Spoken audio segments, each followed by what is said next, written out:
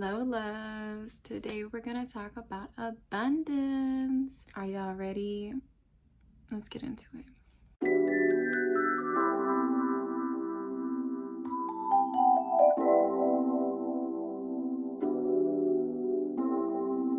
If you're anything like me, my For You page has been filled with abundance, manifest, blase, it's the same stuff. But if you're new to this word abundance, I'm going to talk about abundance and the wealthy mindset, which is completely foreign to you if you always have thoughts of scarcity, if you are always running out of money. This is far from the opposite of the wealth mindset. Abundance quite literally means a whole bunch, infinite. Let's say he took a bite of abundance and abundance remained.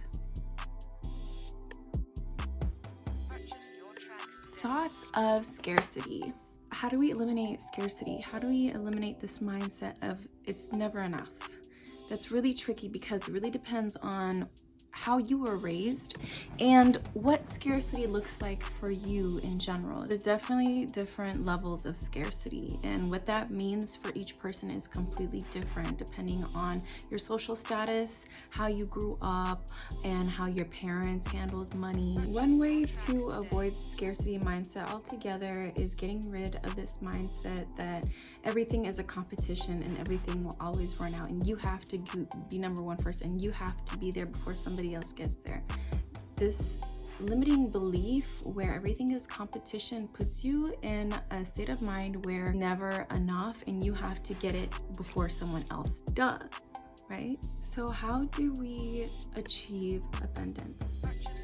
Well, I want you to think of it this way, right? The surefire way to get in tune with this frequency is by gratitude. That's why when you hear a lot of millionaires or people that are just doing well off in their lives, they wake up in the morning and they start practicing gratitude through gratitude meditations. I myself fall asleep through affirmations. I have it playing in the background while I'm sleeping, or sometimes just when I'm doing whatever around the house. It's putting you in a state of mind of receptivity versus a doing and not having enough and action, like basically overcompensating for not having that thing. But when you are in a state where you are being receptive to all the good, more good comes to you. It's universal law. I actually have a question for you. So what do you think money is? If you answered paper money, if you answered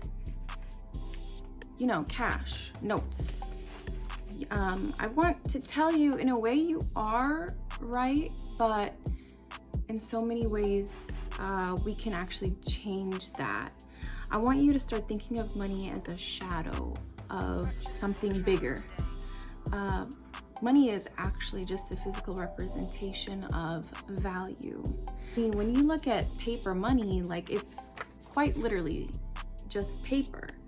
But it's us as humans that place that value on money.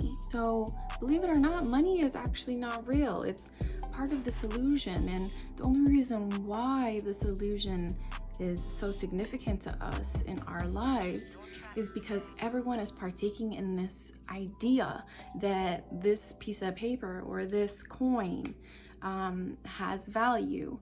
Depending on the market, a house could easily be $1 million, but once the market crashes, now it's $300,000. When people are like, I just need $1 million. I just need $1 million. Sure, why is it that you need $1 million? Well, I just need to feel secure. Okay. So what, are you gonna sleep underneath that $1 million? And then they reply, no, I need a house, or I need to make sure my kids' college is secured. And it's like, do you see that there's a reoccurring theme that nobody, as far as I know, likes money for money. People like money because it buys them things. It is actually leverage, opportunity to experience things in life. So in essence, money leads us to experiencing things that we've always wanted, that makes us feel secure. And at the end of the day, money is just energy. And when I first heard that, it really didn't click for me, because it's like, what do you mean money is energy? That's because I didn't really realize that it was so much more than just paper. But now you know. Let's get into, how do you make money? Well, you make yourself valuable. And this is not to say that rich people are more valuable than people that do not have wealth. It just means that they have learned certain behaviors, skills, and have used them where it is needed. So let's say this bottle of water at the Dollar Tree is $1. The same water bottle at a hotel is $4. The same water bottle at an airport, $8. On an airplane, I don't know, girl, $10.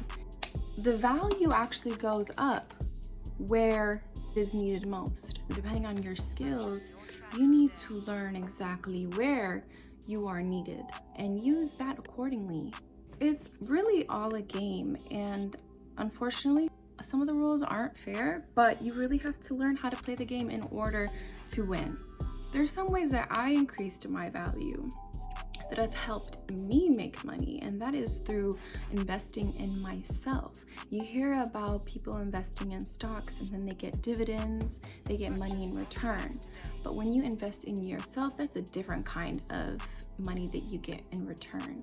When you start learning high-ticket skills, that is when you start to become more valuable. Your information, your knowledge, you actually are the magnet of money. It is not the other way around, okay? You should not be chasing money. Money should be chasing you. And that circles back to the fact that money is just energy. We actually place such limiting beliefs around our abilities and our capabilities because we see money on top of the pyramid, when it should be something that we get along the way for who we are. If you're struggling with the idea that you are a magnet of money, I would suggest you look into why you feel that way, because it is another form of energy, just like anything in this world. And if money is not flowing into your life, then there's definitely some blockages. Now, what do I mean by there are blockages? Well, money management is a learned behavior. And it's passed down through generations and generations. Your parents, you watch your parents deal with money, and they watch their parents deal with money, and so on and so on. Now, if your parents were always late on rent, or if they just worked hard, you never got to see them because they were always busy, and you have this idea where you have to work hard in order to make your money, then there is some shifting that needs to be done. There has to be a change. If you're content with how you're dealing with money, then by all means don't even listen to me. But I feel like that is an area of everyone's life that can be improved, and all it takes is a bit of awareness. And if I told you that some people actually don't believe that they're worthy of money, let's say you got inherited like $1 million because someone in your family passed away, God forbid. It has been proven that people that have inherited large sums of money actually don't feel like they deserve it. So they start to feel guilty.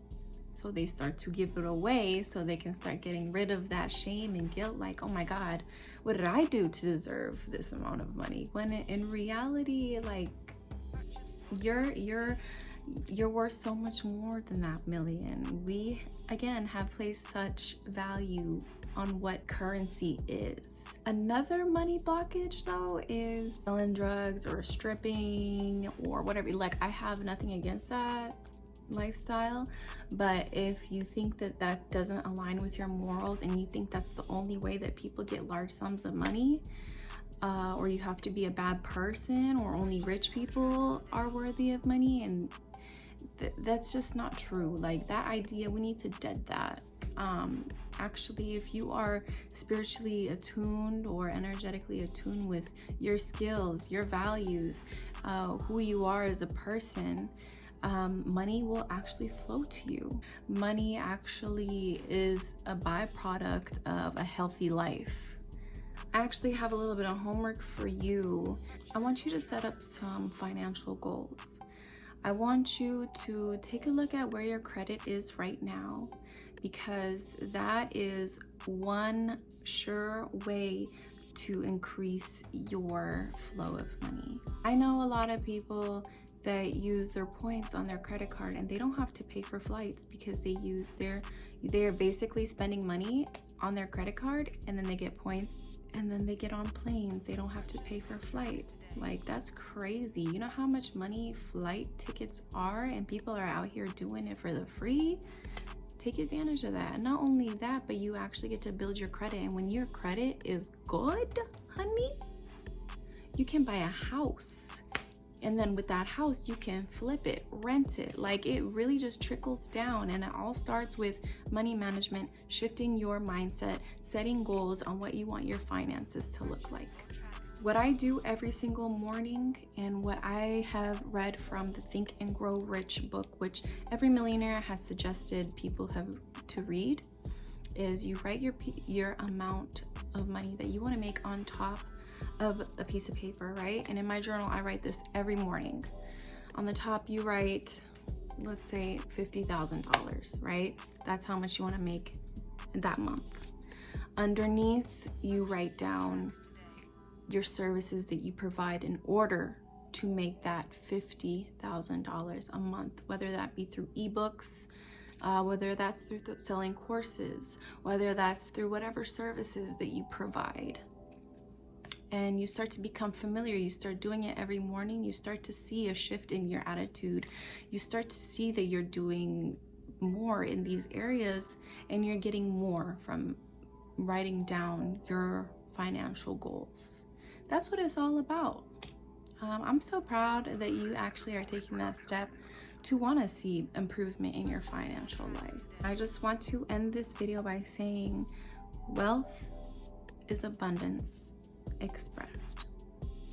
All right, well, thank you for watching my video. If you have any questions, if you want me to talk about this more, leave a comment down below, and don't forget to subscribe to your girl. You guys take care, and I'll see you next time.